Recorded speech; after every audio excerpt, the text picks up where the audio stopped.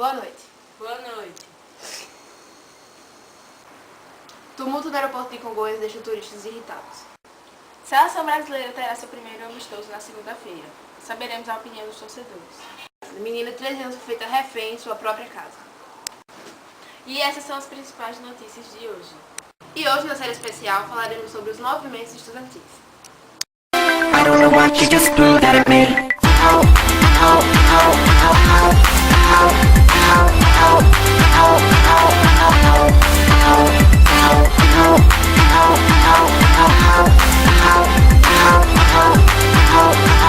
I don't know what you just threw that at me. Ow! That didn't feel good.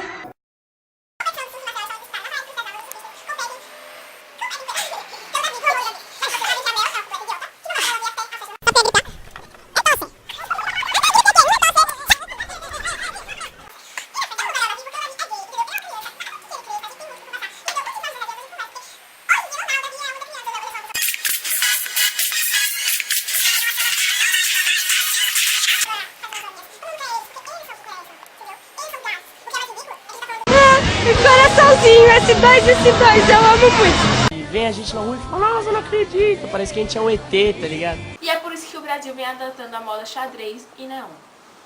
Agora vamos conferir a reportagem sobre os movimentos estudantis. Quando começaram? Quais foram os mais importantes? Por que ninguém mais fala ou ouve sobre eles? Confira agora na reportagem com Mirella Peixoto, na série especial.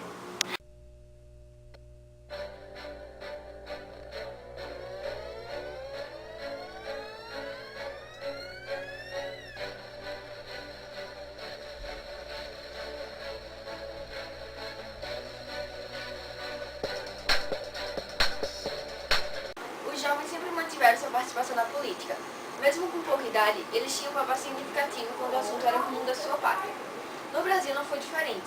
Selecionamos alguns momentos importantes em que grupos de estudantes organizados conseguiram impor seus direitos, contribuindo ativamente na construção de um país melhor para gerações futuras.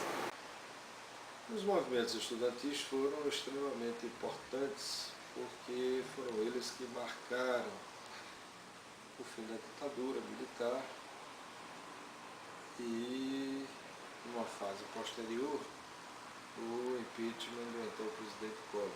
Eu acho que esses foram os dois momentos marcantes da juventude. Pelo que se sabe, a origem desse sentimento de revolta começou em Paris, por estudantes de uma universidade muito antiga do século XV. Estes lutavam em defesa de suas isenções fiscais e conseguiram ficar um ano em greve. O resultado desse exemplo de justiça foi introduzido no Brasil a partir da ditadura militar, onde a elite estudantil pensava democraticamente em seu país. É bom entender que naquela época o Brasil não gozava das liberdades democráticas que só vieram com a Constituição de 1988. No governo Eduardo da Costa ocorreram diversas invasões pelo continente europeu, dentre elas dos franceses, que defendiam que a terra era de quem ocupasse lá primeiro. Desse modo, houveram duas tentativas francesas de fixação do território brasileiro. Então, uma multidão de jovens estudantes de conventos e colégios religiosos enfrentaram os invasores, vencendo-os e expulsando-os.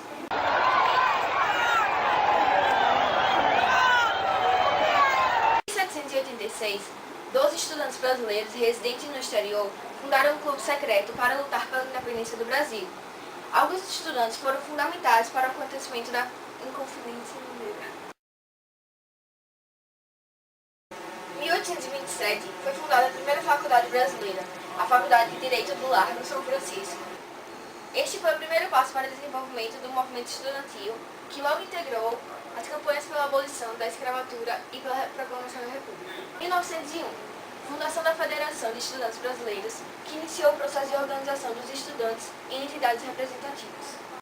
A morte de 4 estudantes, MMDC, Martins, Miragaia, Drauzio e Camargo, inspirou a revolta que eclodiu na insurreição de São Paulo contra o governo central, a Revolução Constitucionalista.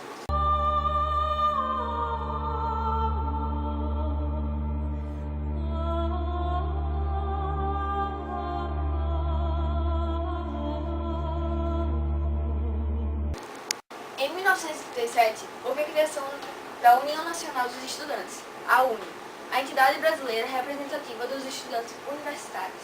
Em 11 de agosto de 1937, foi fundada a gloriosa União Nacional dos Estudantes, a UNE, que congrega os estudantes universitários do nosso país, mas é o símbolo maior de todos os estudantes da nossa pátria. Agora no Distrito Federal, reunido com estudantes do país inteiro. Todo mundo veio para o 51º Congresso da UNE. Tá satisfatória a manifestação aí? A nossa aqui tá satisfatória, a do PT tá ruim. Agora, é uma manifestação de estudante, onde a polícia não agrediu ninguém ainda.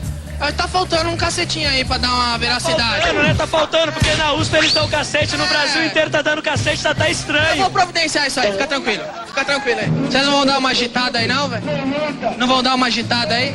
Não. Mas que manifestação de estudante é esse onde a polícia não desce o cacete? Eu não tô entendendo. 1952, primeiro Congresso Interamericano de Estudantes, no qual se organizou a campanha pela criação da Petrobras. O petróleo é nosso. Pelo que eu tô vendo, vocês são fora o Sarney. Sim, fora Sarney. A UNE tem que continuar sendo fora Sarney como foi. O petróleo é nosso. Quando foi contra a ditadura, pelo fora Collor. Só quando o Lula chegou ao poder mudou. As coisas mudam, velho. Ó o Lula também queria o Sarney fora e agora só não saiu por causa do Lula. Movimento Estudantil de 1964. Em 1º de abril, o golpe militar derrubou o presidente João Goulart.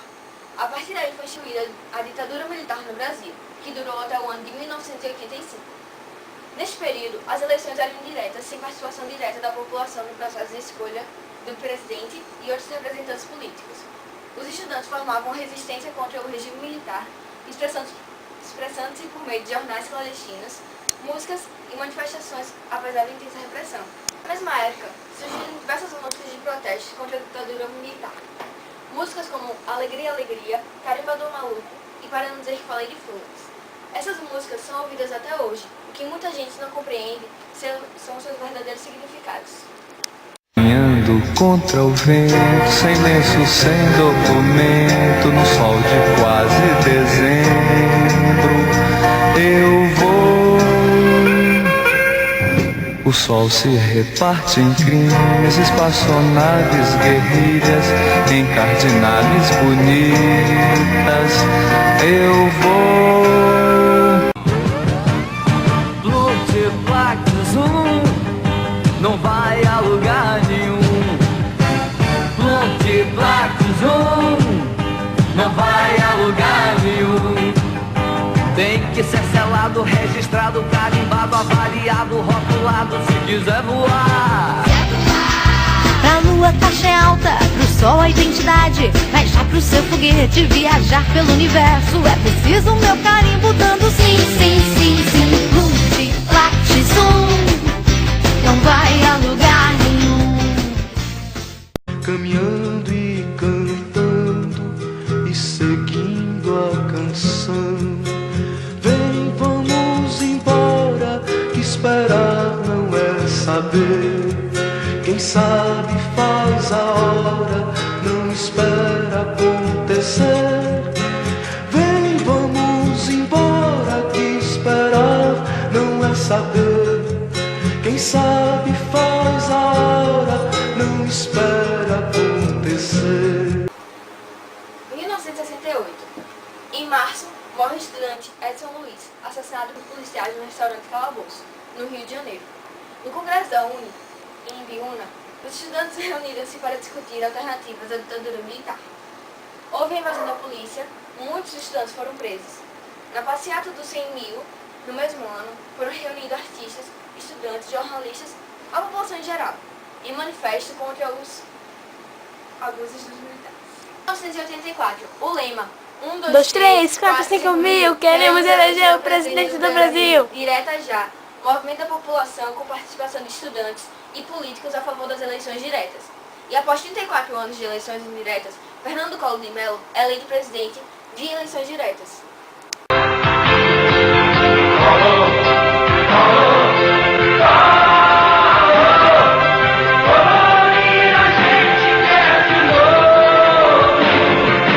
Caras Pintadas foi um movimento estudantil brasileiro realizado no decorrer do ano de 1992 e tinha como objetivo principal o impeachment do presidente do Brasil. O movimento baseou-se nas denúncias de corrupção que pesaram contra o presidente e ainda suas medidas econômicas contou com milhares de jovens em todo o país. O nome Caras Pintadas referiu-se à principal forma de expressão, símbolo do movimento, as cores verde e amarelo pintadas no rosto. Esses jovens pintavam as caras dessas cores devido à cor da bandeira da nossa nação. Até que no dia 14, para tirar proveito e tentar reverter a situação, o presidente Fernando Collor anunciou em rede nacional que quem estivesse a seu favor se vestisse e pintasse de verde e amarelo, defendendo o presidente de sua pátria. E quem estivesse contra ele se vestisse e pintasse de preto. Que saiam no próximo domingo de casa com alguma peça de roupa numa das cores da nossa bandeira. Vamos mostrar as cores que balançam o nosso coração, que são o verde, amarelo, azul e branco. O que aconteceu depois disso foi o Domingo Negro. Brasília e todo o Brasil praticamente se transformou em um lugar negro, onde a maior parte da população se encontrava de preto, assim como janelas, carros e etc. Os estudantes vestidos de preto foram para as ruas. Uma passeata saiu pela W3 Sul, parou o trânsito. Das janelas, as pessoas acompanhavam. Um momento que vai ficar para sempre na memória de quem participou de tudo. No final, houve uma votação para definir se o presidente continuaria ou não no poder. A votação terminou com Fernando Collor sendo afastado do poder e sendo substituído por seu vice. You can keep, this is what I brought, you may forget me. I promise to depart, just promise one thing. Kiss my eyes and lay me to sleep.